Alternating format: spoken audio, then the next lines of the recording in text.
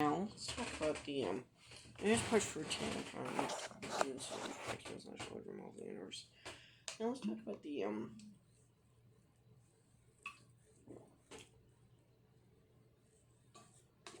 so we do have Hellfire Club. There's also a side organization called Inner Circle. That's like the high ranking of the Hellfire Clubs. Now, for those who don't know what the Inner Circle is, they appeared in the X-Men anime. They appeared in the Wolverine and X-Men cartoon series. Albeit, with the Hellfire Club, the only member from that Wolverine and X-Men cartoon was actually included was Master. That was part of the comics was Mastermind. Except he was actually heavily changed. Mastermind is actually a character that has never appeared in live action ever. Now, I think it was like now the character has not ever appeared in live action. I don't know what the reasoning was. Considering they had the Hellfire Club and X-Men First Class, I'm not sure what the reasoning was. To be honest, I'm guessing it was probably cut out. It was probably cut out because there was probably felt to be like. I'm guessing they probably didn't think there was like a reason for there to be two guys and for there to be an extra guy in charge of the Hellfire Club. I'm guessing, I don't know.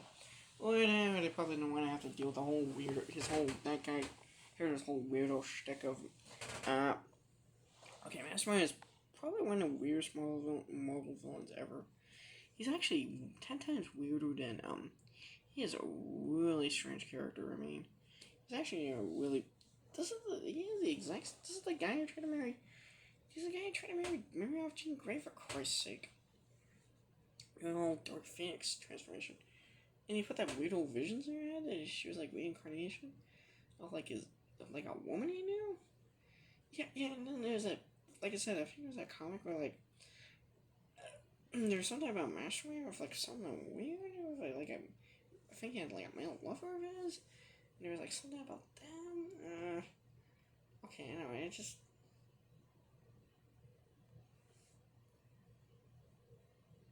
Okay, it gets a lot weirder. I know.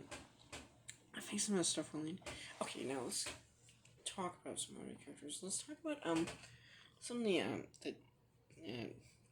Morlocks. Now the Morlocks are mutants that live under sewers.